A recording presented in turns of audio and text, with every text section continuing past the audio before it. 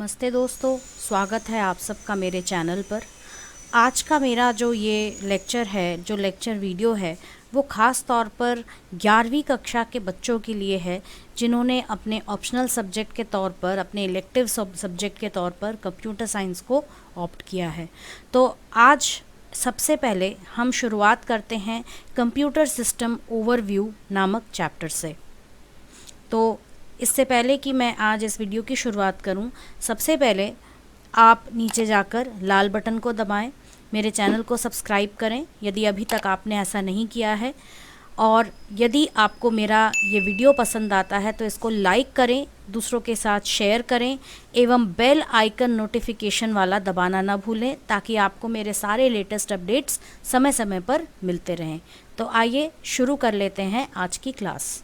तो आज के इस चैप्टर में हम सबसे पहले देखेंगे बेसिक कंप्यूटर ऑर्गेनाइजेशन, मतलब हमारा कंप्यूटर किस तरीके से बना होता है। वैसे तो हम कंप्यूटर के बारे में बचपन से पढ़ते आ रहे हैं कि computer is an electronic device which takes some input, processes the input, stores the data and gives us some output. मतलब कंप्यूटर एक ऐसा मशीन है, एक ऐसी वस्तु है जो हमसे इनपुट लेती है, उस पर प्रोसेसिंग करती है और हमें कुछ आउटपुट देती है। तो आइए देख लेते हैं कि बेसिक कंप्यूटर ऑर्गेनाइजेशन क्या होता है। It is the logical structure of a computer. Computer का जो लॉजिकल स्ट्रक्चर होता है, कंप्यूटर में जो चीज़ें होती हैं, जो पार्ट्स होते हैं, जिन्हें हम अक्सर इसके नाम से जानते हैं।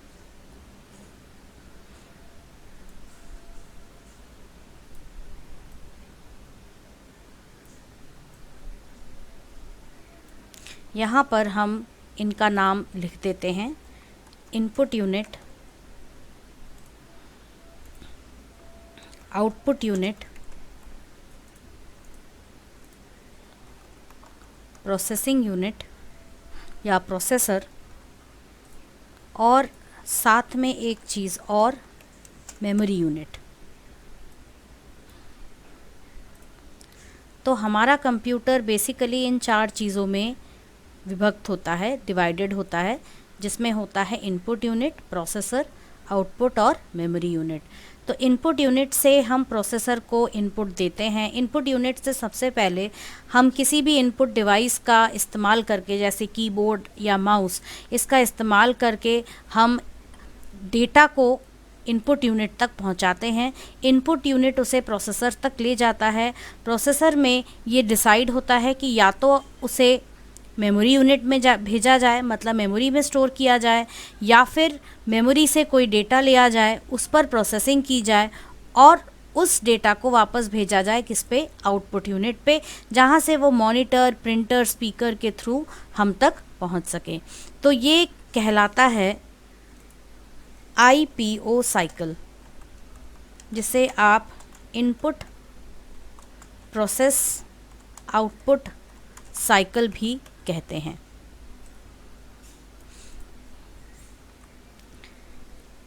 Describes how its components are connected to one another. तो कंपोनेंट्स इसके जो होते हैं, अलग अलग हिस्से होते हैं, वो एक दूसरे के साथ किस तरह से कनेक्टेड होते हैं, हमें ये भी समझ में आता है। How they affect one another's functioning, किस तरह से ये डिवाइसेस एक दूसरे की फंक्शनिंग को अफेक्ट करते हैं, मतलब एक दूसरे के साथ कम्युनिकेट करते हैं।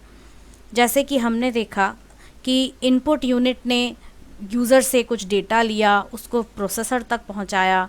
प्रोसेसर ये डिसाइड करे कि उस डेटा को हमें क्या करना है, या तो डायरेक्ट प्रोसेस करके हम उसे आउटपुट यूनिट तक पहुंचाएं, या फिर उसे हम मेमोरी में स्टोर करें, या मेमोरी से कोई डेटा उठाएं और आउटपुट यूनिट इसे अलग अलग डिवाइसेस के थ्रू बाहर यूज़र तक पहुंचाता है।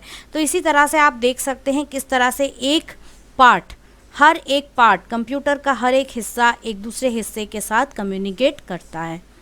Contribute to overall performance of computer, computer की पूरी परफॉर्मेंस, पूरे ओवरऑल परफॉर्मेंस के बारे में भी हमें बताता है कि कंप्यूटर किस तरीके से काम कर रहा है, वो हमें कितना आउटपुट दे रहा है, वो किस हद तक अपना परफॉर्मेंस दिखा रहा है। तो यहाँ आप देख सकते हैं हमारे पास है सेंट्रल प्रोसेसिंग यूनिट, जिसको CPU भी कहा जाता है।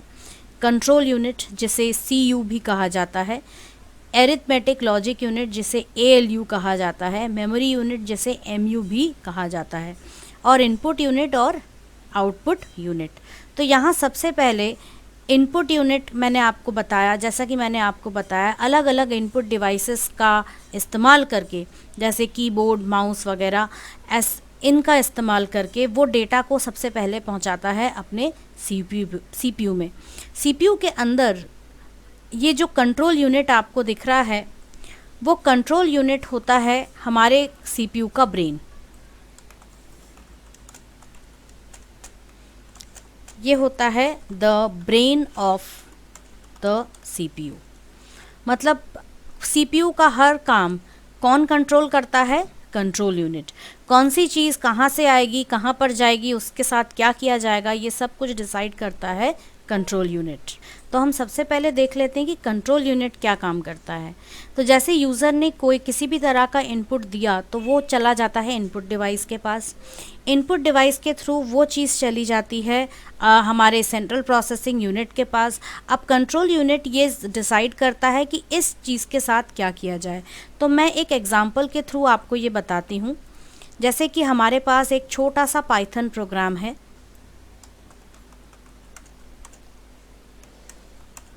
Program to add two numbers and print their sum. तो ये एक छोटा सा पाइथन प्रोग्राम है। आगे चल के हम पाइथन पर भी पढ़ेंगे, तो आपको अभी कंफ्यूज होने की आवश्यकता नहीं है। आप सबसे पहले बस इतना देख लीजिए कि किस तरीके से हमारा कंप्यूटर काम करता है। तो हम इसमें दो वेरिएबल्स ले लेते हैं।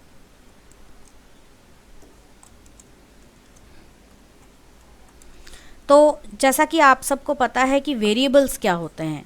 वेरिएबल्स वो चीज़ें होती हैं जिनकी वैल्यू कभी भी प्रोग्राम में चेंज नहीं होती है। उस entities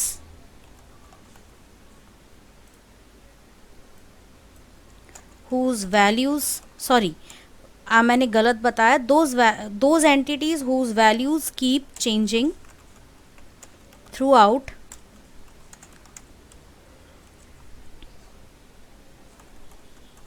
the execution of a program। तो ये वेरिएबल्स वो चीज़ें होती हैं जिनकी वैल्यू पूरे प्रोग्राम में कई बार चेंज हो सकती हैं। तो इसी तरह से हमने वो वेरिएबल्स यहाँ पर ले लिए हैं। अब हम यहाँ एक वेरिएबल लेते हैं C, जिसको हम दे देंगे a+b और प्रिंट कर देंगे C। तो आप देख सकते हैं कि एक छोटा सा प्रोग्राम हमने बनाया है जिसमें दो वेरिएबल्स लिए गए हैं, उन दो वेरिएबल्स को ऐड किया गया है और उनकी वैल्यू को प्रिंट किया गया है। तो अभी सबसे पहले इसमें क्या होता है कि a = 5 और b = 7, ये जो दो स्टेटमेंट्स आप देख रहे हैं, सबसे पहले कंट्रोल यूनिट इन दोनों स्टेटमेंट्स को लेता है। तो एक एक करके इन दोनों स्टेटमेंट्स को कंट्रोल यूनिट एग्जीक्यूट करता है। तो जैसे पहला वाला स्टेटमेंट उसने लिया, तो ये इस डेटा को ये डिसाइड करेगा कि इसके साथ क्या करना है। तो सबसे पहली चीज़ जो ये डिसाइड करता है वो ये है कि मेमोरी में पहले तो जगह बनाई जाए जहाँ पर 5 और 7 स्टोर किए जाएं। अब 5 को ये रख देता है एक बॉक्स में और 7 को ये रख देता है दूसरे बॉक्स में। अब यहाँ पर दो वेरिएबल्स हैं जिसको a और b कहा गया है, तो हम दो वेरिएबल्स बना लेते हैं यहाँ पे। तो अब सबसे पहले a वेरिएबल जो है वो पॉइंट कर रहा है आपके 5 को और b वेरिएबल जो है वो पॉइंट कर रहा है आपके 7 को। ठीक है, तो अब इस तरीके से दो वेरिएबल्स बन गए हैं और ये दो ही वेरिएबल्स क्या हैं? दो लेबल्स हैं। पाइथन इसी तरह से काम करता है, वो हर एक वस्तु को ऑब्जेक्ट के रूप में दर्शाता है। तो ये दो चीज़ें आपको यहाँ दिख रही हैं वो ऑब्जेक्ट कहलाती हैं। तो ये अलग अलग तरीके के, अलग अलग तरह के, अलग अलग टाइप्स के कई सारे ऑब्जेक्ट्स बना सकता है। और वेरिएबल्स क्या करते हैं, इनको क्या कहा जाता है? आइडेंटिफायर, जो कि इन वेरिएबल्स को, इन लेबल्स को आइडेंटिफाई करते हैं, जो इन डेटा वैल्यूज़ को आइडेंटिफाई करते हैं। तो ये ए भी एक आइडेंटिफायर है और बी भी एक आइडेंटिफायर है, और ये दोनों ही इन दो वैल्यूज़ को पॉइंट कर रहे हैं। अब आपको दिख रहा होगा यहाँ पे एक स्टेटमेंट है, तो सीयू ने इसको कैसे, कंट्रोल यूनिट ने इसको कैसे हैंडल किया। उसने सबसे पहले मैसेज भेजा मेमोरी यूनिट को।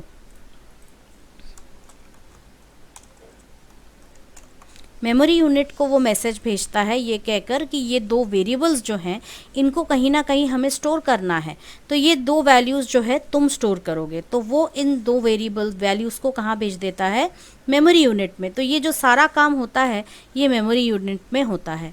उसके बाद इसको ये मिलता है statement C equals A plus B, तो उसके साथ वो क्या करेगा, इसे वो भेज देता है प्रोसेसर के पास। प्रोसेसर क्या करेगा कि सबसे पहले वो a प्लस बी को कैलकुलेट करेगा। तो a प्लस बी को जब हम कैलकुलेट करते हैं तो हमारे पास मिलता है 5 प्लस 7 इक्वल्स टू 12। तो अब इस 12 का क्या करना है, तो प्रोसेसर ने तो अपना काम कर दिया, लेकिन अब कंट्रोल यूनिट बोलेगा कि इस 12 को भेजा जाए मेमोरी यूनिट के पास, और मेमोरी यूनिट उसको सेव कर देगा किसमें, एक फिर से वो एक वेरिएबल बनाएगा, यहाँ पे एक बॉक्स बनाएगा। इस बॉक्स के अंदर वो सेव करेगा 12 को, और एक और लेबल बनाएगा, एक आइडेंटिफायर बनाएगा जिसका नाम होगा C, और ये C आइडेंटिफायर जो है वो पॉइंट करेगा 12 को। तो अब इतना काम कर लिया गया है। अब कंट्रोल यूनिट जो है उसको एक लास्ट स्टेटमेंट मिलता है प्रिंट C। प्रिंट C मतलब जो भी हमने कैलकुलेट किया है C के अंदर जो कुछ भी है उसे प्रिंट कर दिया जाए। अब प्रिंट करना मतलब उससे जो भी आउटपुट है उसे दर्शाना किसी आउटपुट डिवाइस पे, जैसे मॉनिटर पे। तो इस वजह से कंट्रोल यूनिट ये काम सौंप देता है किसे, हमारे आउटपुट यूनिट को। तो आउटपुट यूनिट क्या करता है, इस डेटा को मेमोरी से उठाकर किसी भी एक आउटपुट डिवाइस में शो कर देता है। और जब हम आउटपुट डिवाइस की बात कर रहे हैं यहाँ पर, तो ख़ास तौर पे हम मॉनिटर की बात कर रहे हैं। तो इसको वो कहाँ डिस्प्ले करा देता है, मॉनिटर पे। तो ये सारे काम आपके सीपीयू करता है। इसके बाद आता है एरिथमेटिक एंड लॉजिक यूनिट। जब हम एरिथमेटिक एंड लॉजिक यूनिट की बात करते हैं तो हम बात करते हैं इस चीज़ की,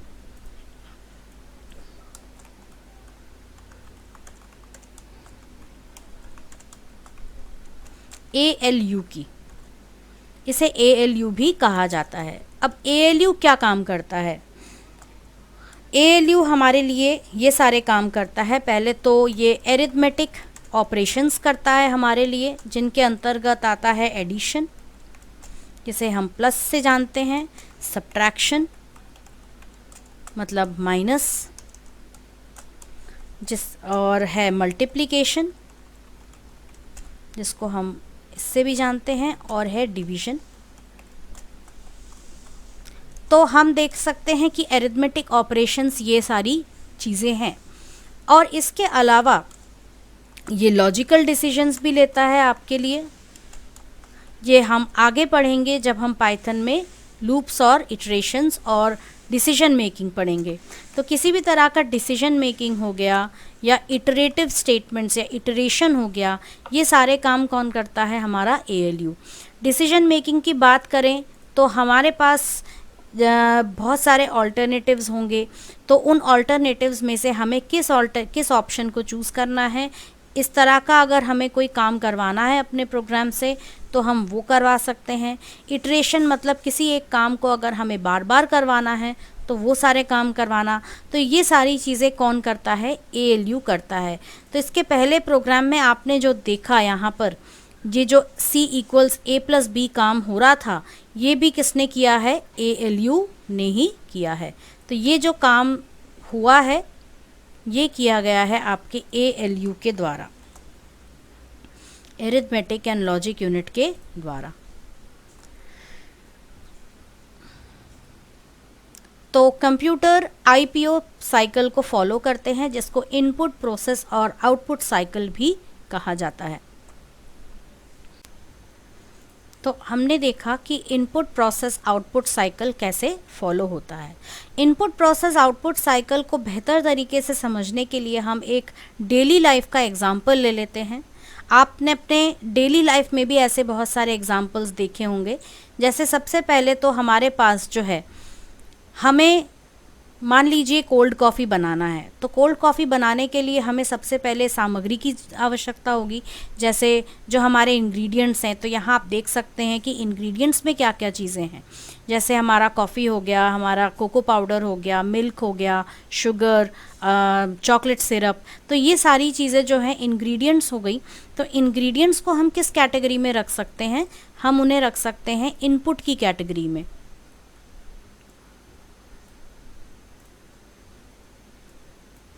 तो हमारी जो इंग्रेडिएंट्स हैं वो हो जाती हैं हमारी इनपुट, मतलब जो डेटा हम दे रहे हैं कंप्यूटर को, मतलब जो डेटा हम कंप्यूटर को दे रहे हैं वो। तो इंग्रेडिएंट्स जो होती हैं वो आपकी इनपुट कहलाती हैं। अब इसके बाद है हमारे पास ब्लेंडर, मतलब हमें किस तरीके से इनको ब्लेंड करना है, प्रोसेस क्या है। क्या हम उसे मिक्सी में चलाने वाले हैं, क्या हम इन सारी चीज़ों को ऐसे ही हाथ से मिलाने वाले हैं, या हम इन्हें गैस चूल्हे पे बिठा के इन्हें पकाने वाले हैं। तो इन सारी चीज़ों आप समझ सकते हैं कि यदि हम इन सारी चीज़ों को गैस चूल्हे पे बिठा के पकाएंगे तो हमें कोल्ड कॉफ़ी तो नहीं मिलेगी, हाँ, लेकिन हॉट कॉफ़ी चॉकलेट मिल सकता है। तो इसीलिए सबसे पहले हमें देखना होगा कि हम प्रोसीजर कौन सा यूज़ कर रहे हैं। तो यहाँ पर प्रोसीजर होगा ब्लेंड। ब्लेंड करना, सबको एक साथ मिलाकर, ब्लेंड इन अ ब्लेंडर और मिक्सर और जूसर। तो इन सब चीज़ों को जब हम मिक्स करके ब्लेंड करते हैं तो वो प्रोसीजर आपका जो कहलाता है वो हो जाता है हमारा प्रोसेस। तो ये वो काम है जो आपका प्रोसेसर करता है। और फाइनली आउटपुट के तौर पे हमें क्या मिल रहा है? Cold coffee. तो ये जो कोल्ड कॉफ़ी जो हमें बाद में मिलती है वो हो जाता है हमारा आउटपुट,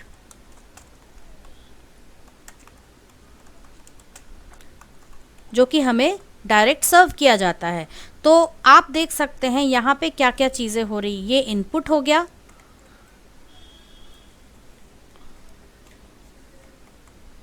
ये हमारा इनपुट हो गया, ये हमारा प्रोसेस हो गया, और ये हो गया हमारा आउटपुट। तो आप देख सकते हैं इनपुट, प्रोसेस और आउटपुट साइकिल किस तरीके से काम करता है। ऐसे ही हमारे डेली लाइफ में बहुत सारे ऐसे एग्जाम्पल्स हैं, बहुत सारी ऐसी चीज़ें हैं जिसका हम यहाँ पर यूज़ देख सकते हैं। एक तो हो गया कोल्ड कॉफ़ी, और अब हम बात करें एक दूसरे आईपीओ साइकिल की जिसमें हम कंप्यूटर का इस्तेमाल कर रहे हैं।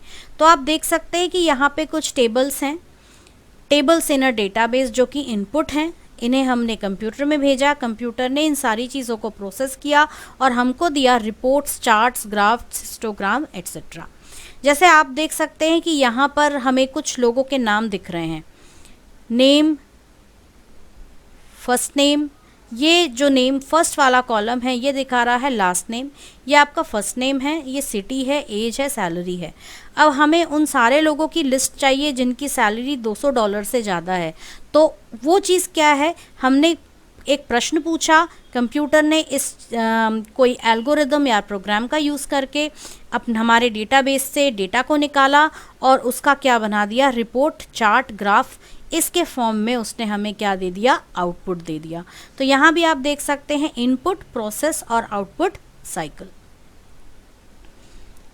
अब इनपुट यूनिट्स क्या करते हैं, ये इनपुट लेते हैं लोगों से, उसको बाइनरी फॉर्म में कन्वर्ट करते हैं, मतलब 0 और 1 की भाषा में कन्वर्ट करते हैं ताकि कंप्यूटर उसे आसानी से समझ सके। और इनपुट में हमारे पास जो दो चीज़ें होती हैं वो होती हैं डेटा और इंस्ट्रक्शंस। बिना इंस्ट्रक्शंस के कंप्यूटर को भी पता नहीं होगा कि हमें डेटा का करना क्या है। जैसे पिछले एग्जाम्पल में हमने देखा, अगर हमें कोल्ड कॉफ़ी बनाना है तो हमने इंग्रेडिएंट्स तो इकट्ठा कर लिए, लेकिन अब हमें उनका करना क्या है। हमें उन्हें गैस चूल्हे पे पकाना है, हमें उन्हें ब्लेंड करना है, हमें उन्हें ऐसे ही हाथ से मिलाना है, क्या करना है। तो वो चीज़ हमें फिक्स करनी पड़ेगी, पहले हमें वो बताना पड़ेगा कि हमें इस चीज़ के साथ क्या करना है। तो इसीलिए जब भी आप इनपुट दे रहे हैं तो इनपुट में आप ना सिर्फ कंप्यूटर को डेटा दे रहे हैं, आप उसके साथ साथ इंस्ट्रक्शंस भी देते हैं ताकि हमें क्या मिल सके, प्रॉपर आउटपुट। तो यहाँ इस इमेज में आप देख सकते हैं कि हमारे पास क्या क्या इनपुट डिवाइसेस हैं। जैसे ये हो गया आपका webcam, keyboard, scanner, microphone, mouse, digital camera. तो ये सारी चीज़ें जो हैं ये आपकी इनपुट डिवाइसेस होती हैं। जिस डिवाइस से आप कंप्यूटर को कुछ दे रहे हैं, कंप्यूटर को कुछ मिल रहा है, उसे हम क्या कहेंगे, इनपुट डिवाइस।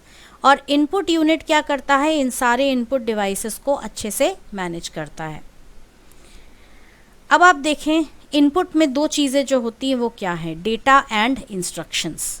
तो यहाँ पे सबसे पहले आपको दिख रहा है डेटा, इंस्ट्रक्शन दिख रहा होगा, हमने दिया ऐड 2 and 3।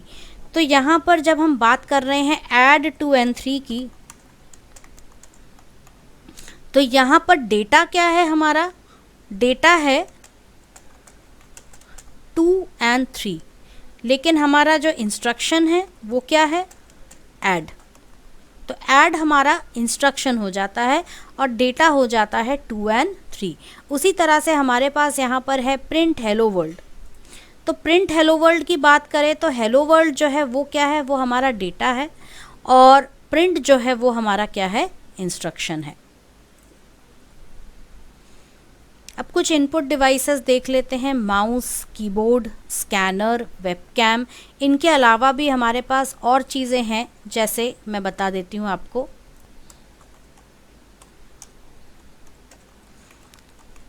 सबसे पहला हो गया हमारा कीबोर्ड, जिसमें बहुत सारी कई तरह की कीज़ होती हैं और उन कीज़ की मदद से हम कंप्यूटर को इंस्ट्रक्शन और डेटा देते हैं।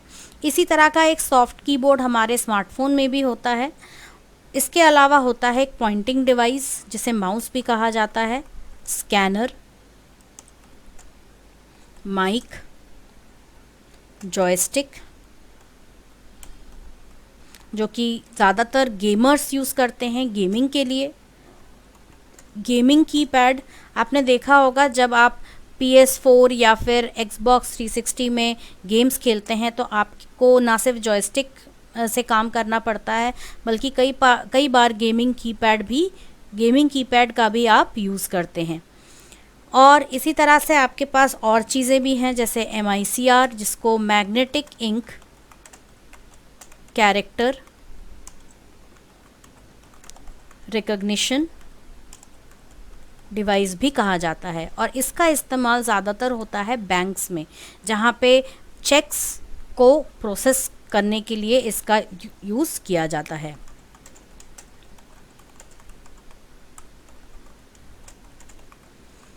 दूसरी तो और हम यहाँ पर देखते हैं MICR के अलावा हमारे पास है OCR, जिसे ऑप्टिकल कैरेक्टर रीडर भी कहा जाता है। मतलब हमारे कई डिवाइसेस में कभी कभी आपने अपने फ़ोन पे भी देखा होगा कि जैसे एक खाली एरिया खुल के आ जाता है, जिसका यूज़ करके आप कोई भी चीज़ अपने उंगली से लिख सकते हैं। जैसे मैंने लिखा A, तो ये किस में ट्रांसफ़र हो जाएगा, ये किस में रिकॉग्नाइज़ हो जाएगा, आपके डिजिटल A के फॉर्म में ये रिकॉग्नाइज़ हो जाएगा। तो ये डिपेंड करता है कि कितने अच्छे से आपका डेटा लिखा गया है, कितने अच्छे से आप इसे करते हैं। तो आइए इसका भी एक उदाहरण हम देख लेते हैं। तो आइए देख लेते हैं कि हम किस प्रकार से OCR का यूज़ कर सकते हैं। तो मैं इसके लिए सबसे पहले चले जाऊंगी अपने ब्राउज़र पे। तो ये मेरा ब्राउज़र है और इस ब्राउज़र पे मैं सबसे पहले चली जाऊंगी इस आइकन पे। यहाँ से मैं जाऊंगी बुकमार्क्स पे। यहाँ मैंने पहले से ही उसे बुकमार्क कर रखा है, आप देख सकते हैं।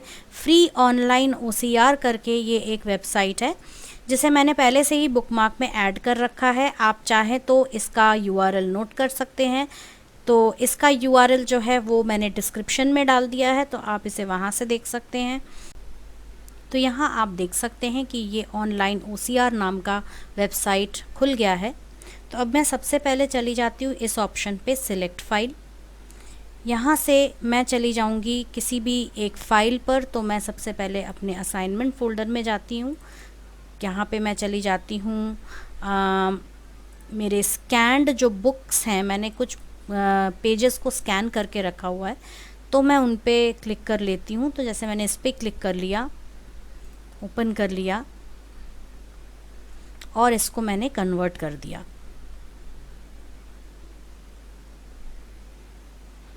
अब यहाँ पे मुझे वो डाउनलोड आउटपुट फाइल करके बता रहा है, तो मैं इसको क्लिक करके इसे डाउनलोड कर लूँगी। आपको दिख रहा होगा कि ये डाउनलोड हो गया है, तो मैं इसे ओपन कर लूँगी और ये आपको यहाँ पे दिख जाएगा। अब मैं इसको ओपन कर लेती हूँ। तो आपको ये दिख रहा होगा कि किस तरीके से इसने मेरे टेक्स्ट को, जो कि स्कैन किया हुआ था, मैं आपको ओरिजिनल फाइल दिखा देती हूँ।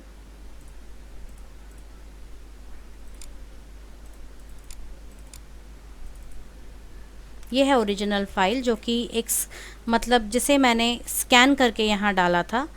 और ये आप यहाँ देख सकते हैं कि किस तरीके से वो स्कैन फाइल जो है उसको उसने रिकॉग्नाइज, जिसमें उसने OCR का यूज़ करके उसे टेक्स्ट में बदल दिया, जिसे अब मैं सिलेक्ट कर सकती हूँ, जिसको मैं एडिट कर सकती हूँ, जिसका मैं फ़ॉन्ट चेंज कर सकती हूँ। लेकिन आप देख सकते हैं कि कई ऐसे टेक्स्ट और हैं जिसको ये रिकॉग्नाइज नहीं कर पाया। तो ये डिपेंड करता है कि कितना क्लियर आपका टेक्स्ट है। ओरिजिनल फाइल में कुछ कुछ टेक्स्ट जो है जो बहुत क्लियर है, वो बहुत ही आसानी से और अच्छे से कन्वर्ट हुए हैं। लेकिन जहाँ पे मान लो आपने हैंड रिटन टेक्स्ट लिखा है, हाथ से लिखा है, राइटिंग बहुत ज़्यादा क्लियर नहीं है, तो ऐसे में वो क्या करता है, अपने हिसाब से उसे बेस्ट पॉसिबल रिकॉग्निशन यूज़ करके उसे किसी ना किसी टेक्स्ट में बदलता है। लेकिन ज़रूरी नहीं कि वो टेक्स्ट भी सही हो।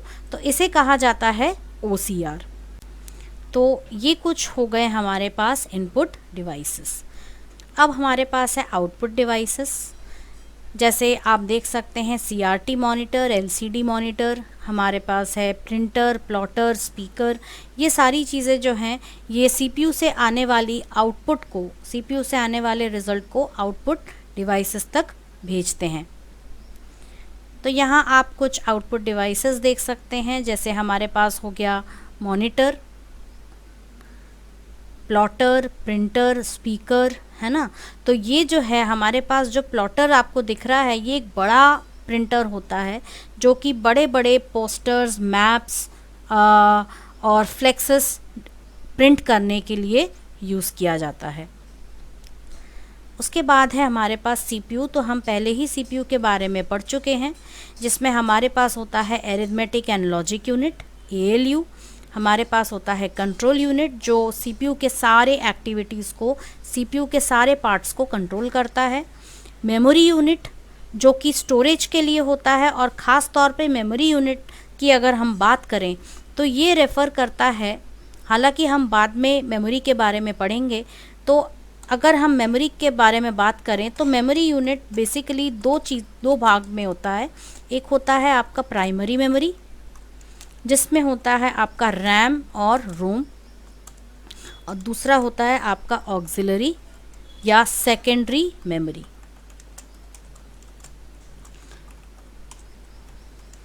सेकेंडरी मेमोरी में आ जाता है आपका हार्ड डिस्क ड्राइव, आपका फ्लॉपी ड्राइव, आपका जिप ड्राइव, आपका पेन ड्राइव, जिसे USB फ्लैश ड्राइव भी कहा जाता है, एनी एक्सटर्नल हार्ड डिस्क, है ना। तो और साथ में आपके पास ये भी होते हैं ऑप्टिकल डिस्क्स। और ऑप्टिकल डिस्क्स में की हम बात करें तो हमारे पास है CD, DVD, ब्लू रे डिस्क, ये सारी चीज़ें। तो ऑक्सिलरी मेमोरी जो होते हैं, ये जितनी भी डिवाइसेस आप देख रहे हैं, ये परमानेंट स्टोरेज के लिए होती हैं। ये किसी भी डेटा को या इंस्ट्रक्शन को कई लंबे समय तक परमानेंटली स्टोर करने के लिए होती हैं। लेकिन रैम और रोम की यदि हम बात करें तो सबसे पहले इसमें जो होता है रैम, उसे रैंडम एक्सेस मेमोरी भी कहा जाता है, और रोम को रीड ओनली मेमोरी कहा जाता है।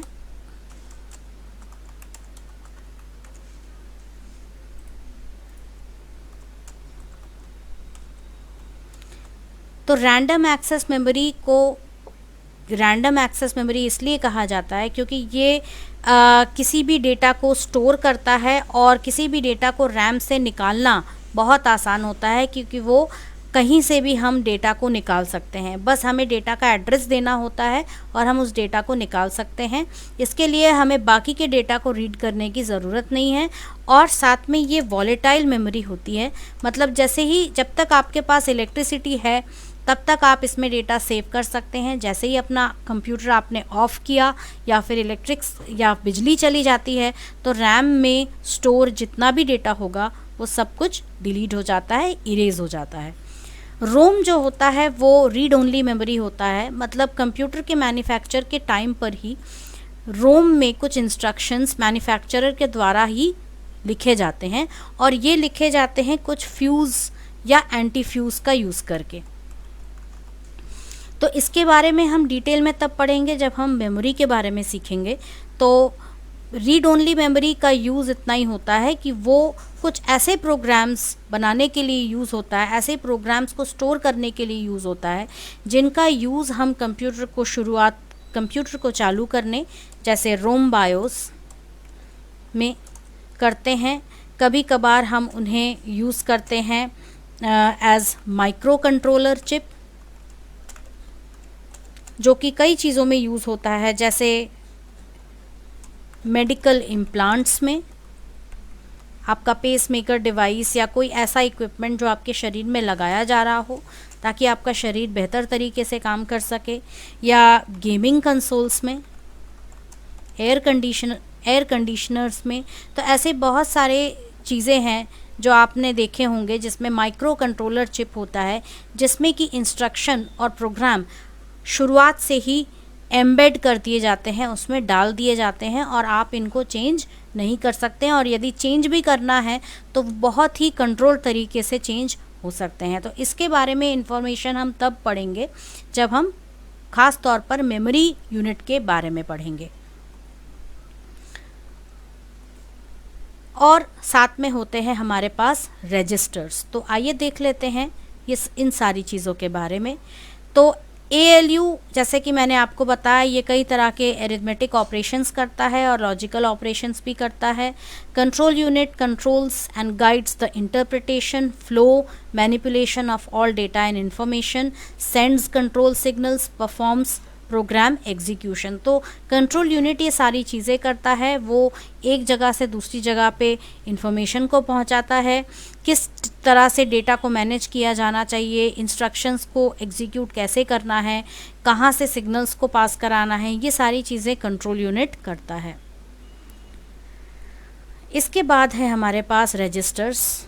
रजिस्टर्स जो होते हैं वो छोटे छोटे एरियाज़ होते हैं हमारे CPU में, जो कि बहुत फास्ट स्टोरेज और फास्ट प्रोसेसिंग के लिए यूज़ की जाती हैं।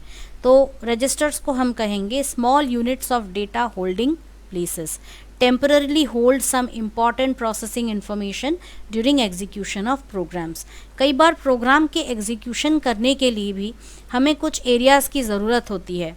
जैसे आपने पिछले एग्जाम्पल में देखा जहाँ पे मैंने लिखा था C = A+P, तो जहाँ पे प्लस मतलब एडिशन का काम हो रहा था, किसके द्वारा? ALU के द्वारा। तो ALU ये काम कर रहा था। तो अब हमारे पास प्रश्न ये उठता है कि ALU ये काम कैसे करता है। तो यहाँ पर ALU एक अलग तरह के स्टोरेज, एक छोटे से स्टोरेज सेल का यूज़ करता है जिसे एक्यूमुलेटर कहा जाता है। तो एक्यूमुलेटर क्या करता है? वो इस एडिशन ऑपरेशन को करने में सहायता करता है। तो एक्यूमुलेटर एक तरह का आप सोच सकते हैं कि एक बॉक्स होता है जिसके अंदर हमने सबसे पहले A को डाल दिया। मान लीजिए हमारे पास A की वैल्यू है 5 और B की वैल्यू है 7। तो अब सबसे पहले क्या होगा कि यहाँ पर वैल्यू 5 जो है आ जाएगा ALU में, एक्यूमुलेटर में। इसके बाद इसे प्लस ऑपरेशन मिल रहा है और साथ में B, तो इसके साथ में 5 के ऊपर 7 को ऐड किया जाएगा और ये क्या दे देगा हमें? 12। तो अब एक्यूमुलेटर की वैल्यू क्या हो जाती है? 12। एक्यूमुलेटर से ये वैल्यू जो है वापस कहाँ भेजी जाती है, आपकी मेमोरी में। और मेमोरी में जैसा कि हमने देखा था C = 12, मतलब एक जगह बना दी जाती है जहाँ पर 12 सेव हो जाता है और उस 12 को C पॉइंट करता है। तो वो कुछ इस तरीके से होता है जैसे आपके मेमोरी यूनिट में एक बॉक्स बना दिया जाएगा और इस बॉक्स में आपका 12 सेव हो जाता है और C नाम का जो लेबल है उस 12 को पॉइंट करता है, कुछ इस तरह से। तो ये काम हमारा कहाँ पे हो रहा है, मेमोरी में।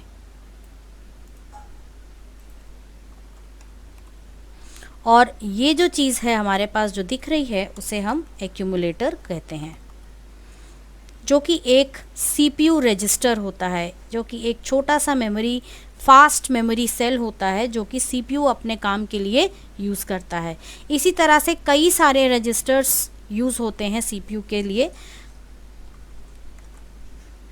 तो उनमें CPU कई तरह की चीज़ें स्टोर कर सकता है। कुछ रजिस्टर्स डेटा रजिस्टर्स कहलाते हैं जो डेटा को स्टोर करते हैं, कुछ मेमोरी एड्रेस को स्टोर करते हैं जिन्हें एड्रेस रजिस्टर कहा जाता है, और कुछ इंस्ट्रक्शन को स्टोर करते हैं। तो इसी तरह से हमारे पास एक रजिस्टर और होता है जिसे हम प्रोग्राम काउंटर बोलते हैं। प्रोग्राम काउंटर क्या करता है, ये स्टोर करता है address of next instruction in the program to be executed. मतलब जहाँ पे हमने देखा था कि कंट्रोल यूनिट मैनेज कर रहा है कि कौन सा इंस्ट्रक्शन एग्जीक्यूट होगा, तो आपके प्रोग्राम में जैसे ही एक इंस्ट्रक्शन एग्जीक्यूट हुआ तो उसके अगले इंस्ट्रक्शन का एड्रेस कहाँ स्टोर हो जाता है, प्रोग्राम काउंटर पे। तो ये भी एक तरह का रजिस्टर होता है। इसके अलावा हमारे पास होते हैं डेटा रजिस्टर्स जो डेटा को स्टोर करते हैं, हमारे पास होते हैं इंस्ट्रक्शन रजिस्टर्स जो इंस्ट्रक्शंस मतलब प्रोग्राम स्टेटमेंट्स को स्टोर करते हैं, और हमारे पास होते हैं एड्रेस रजिस्टर्स जो किसी भी वेरिएबल के, किसी भी डेटा के एड्रेस को स्टोर करते हैं। तो ऐसे कई तरह के रजिस्टर्स का इस्तेमाल हमारा CPU करता है एग्जीक्यूशन को अच्छी तरह से कुशलतापूर्वक करने के लिए। तो आज की हमारे इस क्लास में इतना ही। अगली क्लास में हम पढ़ेंगे मेमोरी के बारे में, जिसमें हम डिटेल में पढ़ेंगे मेन मेमोरी और सेकेंडरी मेमोरी के बारे में। तो यदि आपको मेरा ये वीडियो पसंद आया तो इसको लाइक करें, शेयर करें एवं दूसरों को भी सब्सक्राइब करने के लिए प्रेरित करें। धन्यवाद। Can anybody out there hear me? Hear me?